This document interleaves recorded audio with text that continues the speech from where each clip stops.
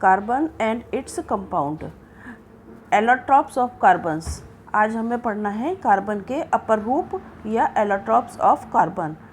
Allotropes are different form of same element having different physical property but same chemical properties, यानी कि chemically रूप तो वे समान हो, जैसे कि कार्बन की वैलेंसी 4 है, ठीक है, इस तरह से वो केमिकली वो सेम होते हैं, लेकिन हमें अपीयरेंस उसकी जो है वो डिफरेंट दिखाई देती है, दिखने में हमें अलग अलग तरीके से दिखते हैं दोनों चीज़ें, वो कहलाते हैं एलोट्रॉप्स।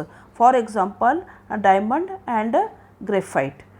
डायमंड जो होता है बच्चों, ये देखो इसका स्ट्रक्चर है, यहाँ पर स्ट्रक्चर ऐसा 3 डायमेंशनल हार्ड स्ट्रक्चर होता है और इसके अंदर 1 कार्बन एटम के साथ में 4 कार्बन एटम्स अटैच होते हैं और ये 3 डायमेंशनल स्ट्रक्चर बना लेते हैं।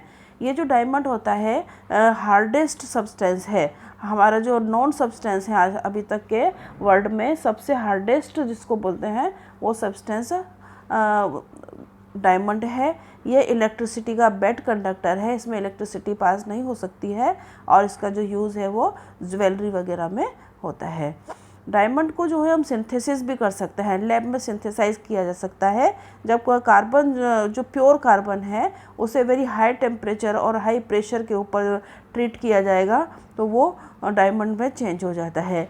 ये जो सिंथेटिक का डायमंड होता है वो और ओरिजिनल प्योर नेचुरल डायमंड से कोई डिफरेंस नहीं होता है, केवल इसका साइज़ छोटा होता है। नेक्स्ट है ग्रेफाइट। ग्रेफाइट का जो स्ट्रक्चर है बच्चों वो हेक्सागोनल एरीज होता है, इसमें लेयर्स के रूप में ये एक के ऊपर एक लेयर्स रखी होती हैं और हेक्सागोनल, जैसे कि देखिए इसमें 1 2 3 4 5 ये 6 कार्बन एटम एक साथ इसमें आपको हेक्सागोनल के रूप में दिखाई देते हैं। तो इसमें जो है ईच कार्बन एटम जो है bonded by 3 other carbon atoms and 1 carbon atom is in double bond, यानी कि एक कार्बन से 3 कार्बन एटम जुड़े होते हैं और एक कार्बन के ऊपर इसमें डबल बॉन्ड होता है। ये इसका जो अपीयरेंस होती है स्मूथ एंड स्लिपरी होती है, यानी कि चिकनी होती है। आप ग्रेफाइट जैसे पेंसिल की लीड होती है उसे छू करके देख सकते हैं। ये इलेक्ट्रिसिटी की गुड कंडक्टर है, क्योंकि इसके अंदर इसका कारण क्या है, it is the free of electrons, इसमें इलेक्ट्रॉन्स फ्री रहते हैं, इलेक्ट्रिसिटी पास होते ही इसमें इलेक्ट्रॉन फ्री हो जाते हैं और वो इलेक्ट्रिसिटी उसमें से को इसे बोलते हैं इलेक्ट्रिसिटी की good conductor of electricity. Next है बच्चों, इसे बोलते हैं फ्लोरेंस। फ्लोरेंस क्या है, ये other form of carbon allotropes, ठीक है। ये एलोट्रॉप्स जो है ये C60 होता है, इसमें 60 से 80 तक कार्बन एटम्स होते हैं। फ्लोरेंस के अंदर 60 से 80 तक कार्बन एटम होते हैं और ये इसका जो शेप होता है वो जो जियोडेसिक डोम की तरह होता है। ये बच्चों नीचे वाला जो स्ट्रक्चर है ये बताया हुआ है, ये डोम की तरह स्ट्रक्चर है, इसको बोलते हैं जियोडेसिक डोम, ठीक है। इसकी जो खोज करी थी वो बुकमिंस्टर फुलेर नाम का एक वैज्ञानिक है, बुकमिंस्टर फुलेर, उन्हीं के नाम से इसका नाम रख दिया है। 3rd form of allotropes of carbon is Buckminster Fuller. Next है ये जो ये कंपैरेटिव आपकी टेबल है जो कि ग्रेफाइट और डायमंड की, और next versatile nature of carbon. Carbon का जो वर्सेटाइल नेचर है कि कार्बन के हर जगह कार्बन के कंपाउंड्स होते हैं, इसका कारण 2 उसके जो रीज़न है, एक है कैटेनेशन और दूसरा है टेट्रावेलेंट। यानी कि कैटेनेशन का मतलब होता है एक श्रृंखला बनाए जाना, श्रृंखला पे श्रृंखला, श्रृंखला पर श्रृंखला बनाते चले जाते हैं कार्बन के एटम्स, और दूसरा कारण है टेट्रावेलेंट, यानी कि कार्बन की जो वैलेंसी होती है 4 होना। Next catenation. कैटिनेशन क्या होता है, carbon has the unique ability to form the bond with other atoms of carbon, यानी कि कार्बन के साथ दूसरे कार्बन, तीसरा कार्बन, चौथा कार्बन, इस तरह से एक large number of carbon atoms एक दूसरे से जुड़ते रहते हैं।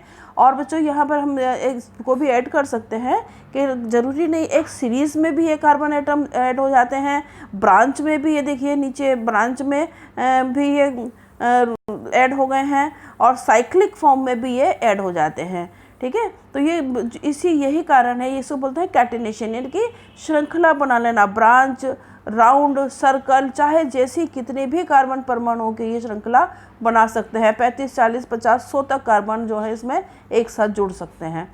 तो ये जो कार्बन कार्बन बॉन्ड होते हैं बहुत स्ट्रॉन्ग और स्टेबल होते हैं, ठीक है। और ये लार्ज नंबर ऑफ ये this gives us large number of compounds with many carbon atom link to each other, ठीक है। एक दूसरे से बहुत लार्ज संख्या में ये कार्बन एटम जुड़ जाते हैं और एक कैटेनिशन बना लेते हैं, और यही एक कारण है कि ये बहुत अधिक संख्या में जो है इसके कंपाउंड्स पाए जाते हैं। नेक्स्ट है टेट्रावेलेंसी। कार्बन की जो वैलेंसी है 4 है।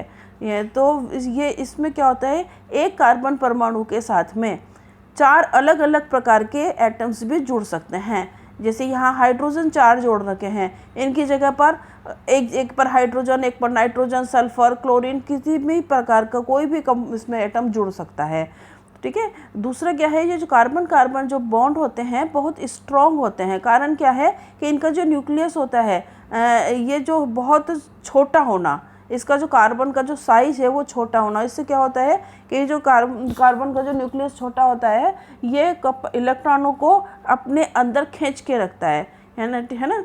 तो इसका क्या है कि one reason for formation of strong bond by carbon it small size this enables the nucleus to hold on to shared pair of electron strongly, यानी कि स्ट्रॉन्ग बहुत मजबूती से उन इलेक्ट्रॉन्स को ये खींच के अपने अंदर रखते हैं, इन्हें फ्री नहीं होने देते हैं। इस वजह से क्या होता है, ये कार्बन कंपाउंड जो है वो स्ट्रॉन्ग होते हैं। नेक्स्ट बच्चों कि ये जो होता है the bond formed by elements having larger atom, यानी कि अगर बहुत जितने ज़्यादा बड़ा एटम होगा यानी कि उतना ही वो वीक होगा।